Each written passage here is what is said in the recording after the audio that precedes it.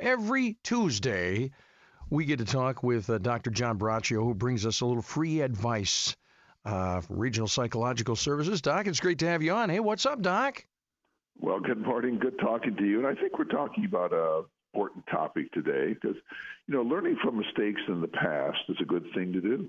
Thinking about things that we might have done in the past and wondering how they might have turned out can be interesting and also a good thing. However, these thoughts become a problem psychologically when we become overwhelmed by mistakes and perceived mistakes we made in the past and relive them and cannot be happy in the now.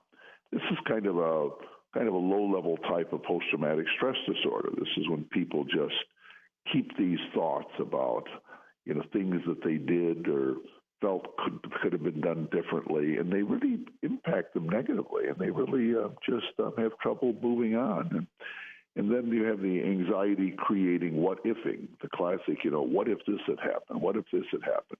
So this also causes a lot of anxiety.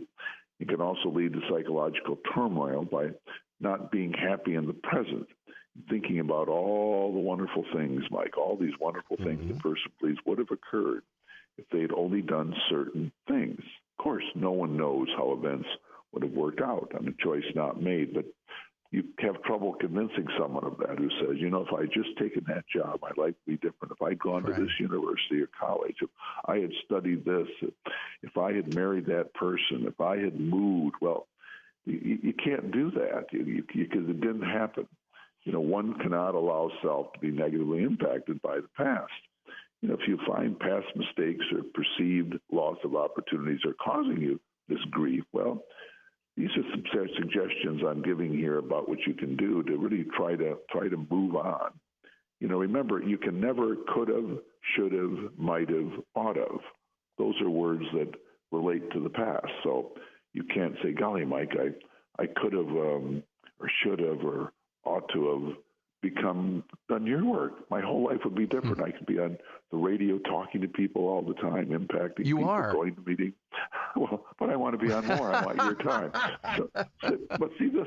So this is so you have to live in the now. You have to live in. What can you do? That they said before this lightning bolt in history, just one little shot. And so we really want to live in the now and do what we can. Okay, and then we want to learn from our mistakes and use them as lessons in learning about what not to do. We want to look at things that haven't worked and we don't do them again. You don't focus on them. If you do, it causes emotional pain. You talk to people, oh my goodness, I made all these mistakes before, Mike, and just weigh me down. No point in even trying to do things. You kind of say, come on, get the good mood. Let's move forward. Now, and as appropriate, you advise others how to not make the mistakes. This is really a good way to feel better about mistakes you think you've made. If you can help others not do things that you feel like, let's say you just lost money in the stock market by just not paying good attention. If you bought a house that's just got a ton of trouble, whether you buy a car, you tell people too many things, whatever it might be, you can try to help others. That can make you feel better. And another thing is, don't emotionally torture yourself by replaying verbal and social interactions. People do this all the time. Oh man, where they feel embarrassed. You've got to learn from it. You've got to realize there's certain things you can't say, or you could say that it could potentially lead to problems. You could share a secret which you didn't really mean to do. You could just be embarrassed. Call it whatever you will. So you just have to, if that happens, you have to move on. You have to remember the now is what's important. If you keep reliving it, it's just not going to work. And then if you get to the point where these things still keep torturing you and keep coming to you, then that is a good time that you can seek out somebody a therapist to offer you some support. But the main thing, the lesson here today is you can't let the past control the present, because when it does that, it controls the present, and there's really no future, because that's where you're living. And Mike, there's so many people that do this. You learn from the past. You don't want to focus on the strikeout. You want to focus on the home run. So my advice is always move forward, learn from the past, and you don't want to not learn from the past. That'd be a bad idea too. So just you want to be happy and trying to move forward, make good decisions, and just it's kind of like you can see two people that seem to have the same life, and one of them is very happy and the other one is not. And when you talk to them, you find out that the one who's happy is moving forward, is looking for opportunities now, where the other one is seeing problems and kind of saying in the past, if only I'd done this, Mike, my life would be so different. Well, even if that may be true, the point is this is a life you've got, and you just got to use it as best you can. So that's kind of and as much as you want to be a good friend, those people will bring you down, man. I've actually had to just distance myself from a couple of people in my life that just constantly. It's like they live in that's their comfort zone. You know what I mean? I wish I woulda, coulda, shoulda, woulda. Well, you are right. There are people that say, "Why am I doing this?"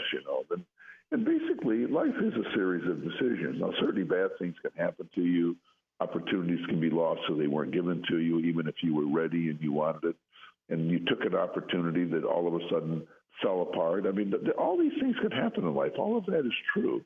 But the only time we really can focus is now. It's what we can do right this moment. What can we do? And that is what determines how we're going to be happy. And if you live in the past, and particularly if you live in negativity, now there's nothing wrong with remembering that home run, remembering that time when everybody was cheering you, when you gave this stirring talk and people were there yelling, Mike, we want more. Okay, all that type of stuff. That's never happened, ever. Well, listen, then it's something that you're looking forward to. You don't want to do it with, get rid of that bum, push him out. No, that happens. You got to figure out, why did they think that? Besides, maybe they weren't that bright to have that feeling, of course. But it's just in life. It's kicking out the past, flushing it out, and just working on positive and just really realizing life is a series of good decisions. It's the whole idea of good luck is when opportunity and ability and training have come together for it to make that opportunity make it come to be. So we just want to work on that. And again, when you see negativity, you see it everywhere. You ask someone how they are, and 5 minutes later, you're sorry you asked. The word I get every time I ask somebody, say, how you been? They go, busy. Everybody I know is, how are you? I'm busy. I'm just so busy. Stop being so busy. And I'm guilty of it too. But let me ask you this in our last, say, minute or so. When you counsel couples, is that one of the first things that comes up is they start talking about something in the past, something in the even recent past? Well, when they did that thing or they did this thing or an argument, is that the first thing that you have to deal with? Well, very often it's not even just recent. It can be something you did 5 years ago. What happens with couples often, they have the same argument over and over again because it may be slightly different. But they each come in often. This occurs, now not with always, but where each one has a bag of psychological explosives, okay? Whoa. And they'll throw it at each other. This Bob, Chucky did this. And the other one will say, well, Mary did this. And before you get done, it's a history lesson in negativity. So when all that is said, I always say, well, what good things have occurred and what can we do now? Because we can't get over that when Chucky said that your Aunt Harriet had an ugly hat, and then Aunt Harriet got mad at you, but her hat is ugly. Well, that's right. Well, even forgetting that orange, the one with the blinking lights on it. I mean, with the bananas and things on it too.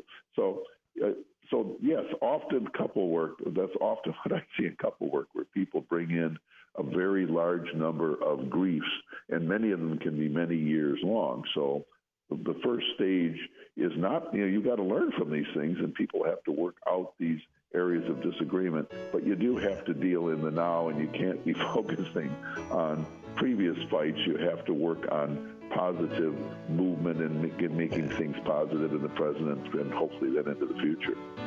Dr. John Braccio from Regional Psychological Services. A little free help for you. Don't live in the past. drjohnb.com on the web. Look him up and get some help. Hey, Doc, thanks a lot. We appreciate it. Have a great week. Always a pleasure to you. Same to you, my friend. Bye-bye. Hey, next time we chat, we'll be going into Thanksgiving, so let's talk about being thankful. We will do that. All right, pal. See ya. 1320 WILS.